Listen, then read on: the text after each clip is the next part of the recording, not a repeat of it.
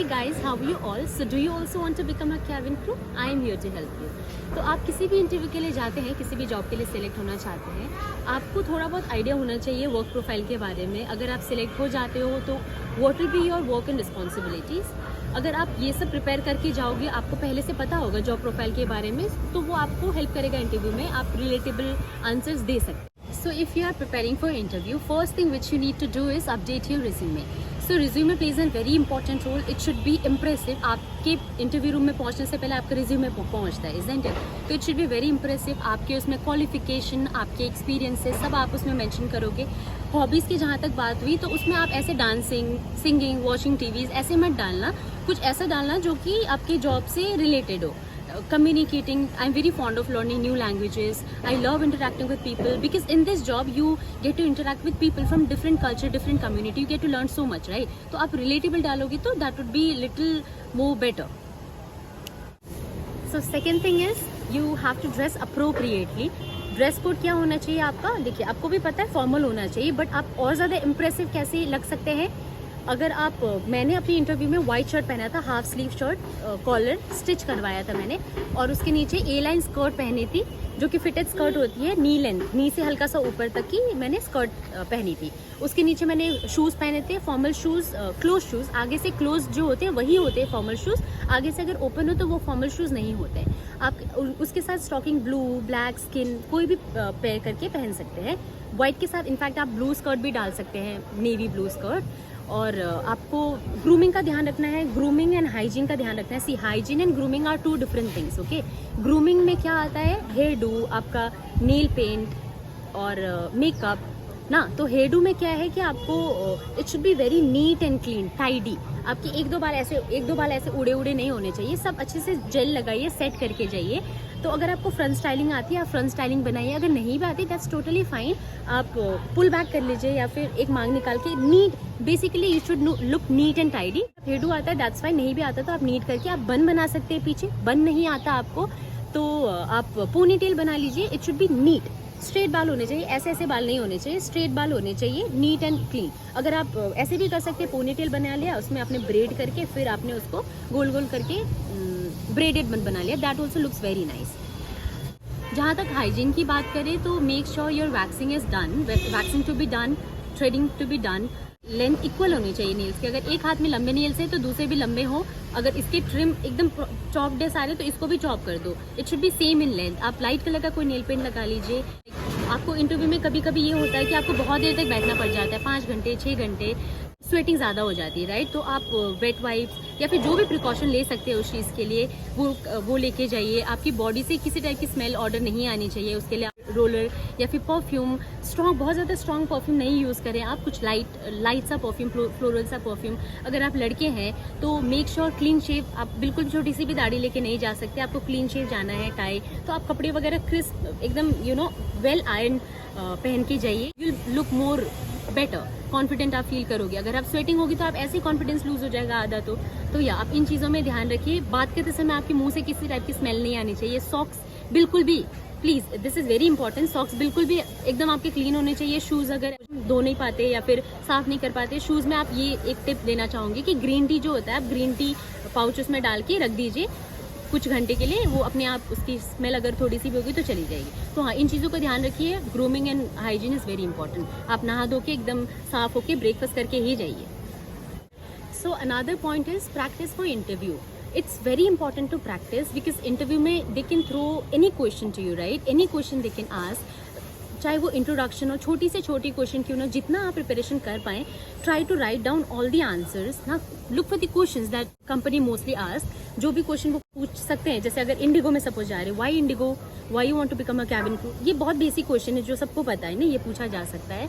Introduction, तो आप answers लिखिए, आप प्रैक्टिस करिए. आपको नहीं कभी इंटरव्यू दिया, आपको नहीं कॉन्फिडेंस है, आप मिरर के सामने, मैंने लास्ट ब्लॉग में भी बताया था, आप मिरर के सामने बैठ के प्रैक्टिस कीजिए. 1 बार 2 बार 3 बार 4 बार. जब आप दूसरे दिन तीसरे दिन देखेंगे ना, आपको इम्प्रूवमेंट दिखेगी फॉर श्योर. फ़ोन साइड में रखिए, फ़ोन में रिकॉर्डिंग ऑन करके आप देखिए, आपको इम्प्रूवमेंट ज़रूर दिखेगी. अगर आपके घर में भाई बहन हैं, पेरेंट्स, कलीग्स, फ्रेंड्स, किसी के भी सामने जो आपको फीडबैक दे सके, उनके सामने अगर इंटरव्यू दे पाएँ तो और अच्छा है. वो आपको क्वेश्चन पूछेंगे, आप उनको आंसर दीजिए. Try to smile, try to maintain your posture correctly. Interview की तरीके से ही आप प्रैक्टिस कीजिए सो दैट आप थोड़ा सा रिलेट भी कर पाएँ, आपके लिए इंटरव्यू में इतना ज़्यादा फ़र्क भी ना हो, ईजी हो, और जो भी वो फीडबैक दें आपको, बिकॉज हमें नहीं पता चलता जब हम बोल रहे होते तो हम बहुत ज़्यादा फिल्टर्स यूज़ करते हैं, फिल्टर्स ऐसे वाला, ये हम जब नर्वस होते हैं हम ऐसे भी यूज़ करते हैं विच इज़ वेरी नेचुरल, लेकिन जब हम नर्वस होते हैं तो we tend to use it मोर।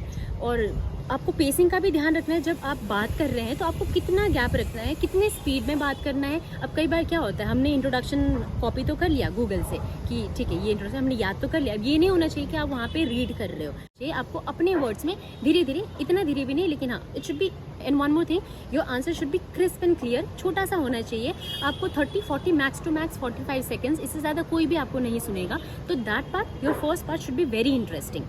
आपको आपका आंसर जानने में किसी को भी इंटरेस्टेड नहीं है, आपको ये ऑब्जर्व करेंगे कि आप किस तरीके से अपनी बातों को रख रहे हैं, आप किस तरीके से बातों को बोल रहे हैं, आपका थिंकिंग क्या है, आपका थॉट प्रोसेस क्या है चीज़ों को लेके। तो इंटरव्यू में मोस्टली यही चीज़ें देखी जाती है। सो आंसर्स लिखिए, आंसर लिखेंगे तो ये होगा कि इंटरव्यू में अगर आप ब्लैंक भी हो जाए, नर्वस भी हो जाए, किसी भी रीज़न से चाहे, तो अगर आप पढ़ के जाएंगे ना तो थोड़ा बहुत आपके पास बोलने के लिए ज़रूर बचेगा। उससे रिलेटेड कोई और क्वेश्चन भी आया ना तो आप ये वाले जो आपने लिख के प्रिपेयर किया है उसमें से थोड़ा बहुत इसमें मिक्सअप कर सकते हैं। कुछ ना बोलने से अच्छा तो कुछ बोलना ही सही है।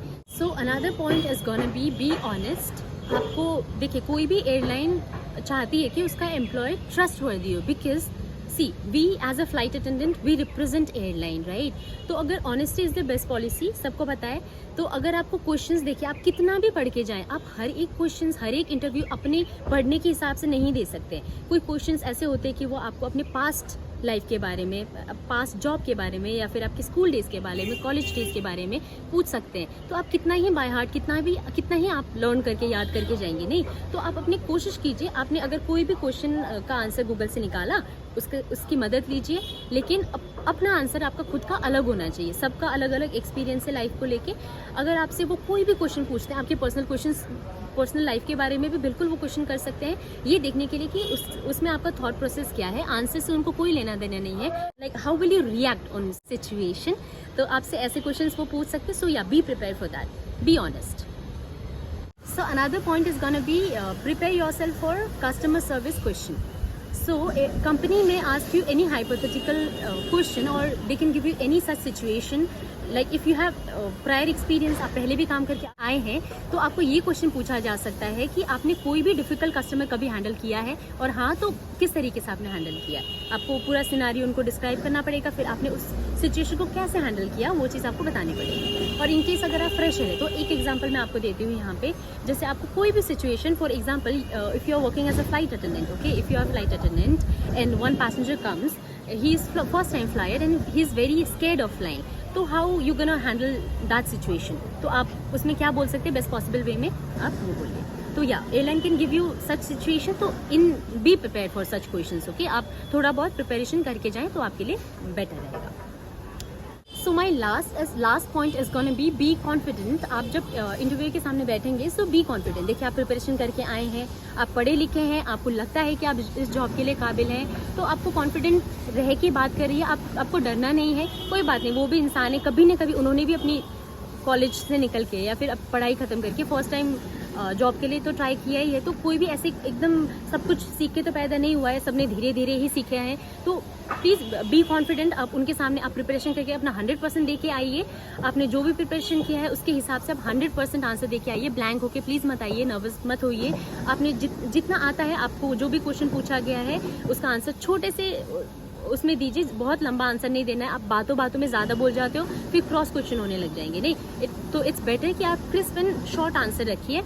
दूसरी चीज़, please take care how you sit, how you walk, it makes a very big difference. आप कैसे, आप इंटरव्यू डोर खुलने के साथ इंटरव्यू चेयर में, रूम में जैसे आप कैसे पहुँचे हैं, वो चीज़ का भी वो लोग ऑब्जर्वेशन रखते हैं। किस तरीके से how you walk, how you seat, your body language, your posture, your hand gestures, your smile, your eye contact. आप हैंडशेक कैसे करते हैं, इट शुड बी फर्म। ऐसे नहीं कि पूरा मरोड़ देना, और ऐसे नहीं कि एकदम softly as if you are not confident. एक firm handshake you should give.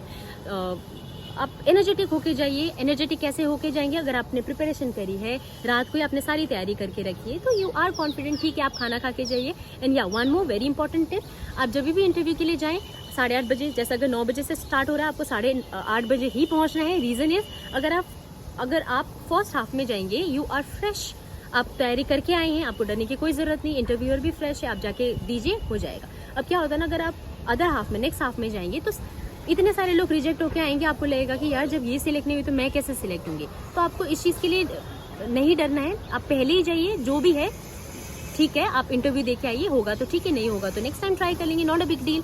So yeah, that's all for today's vlog. I hope it was helpful for you, and I would like to thank you so much for my subscribers who have subscribed me, and I'll keep making more videos.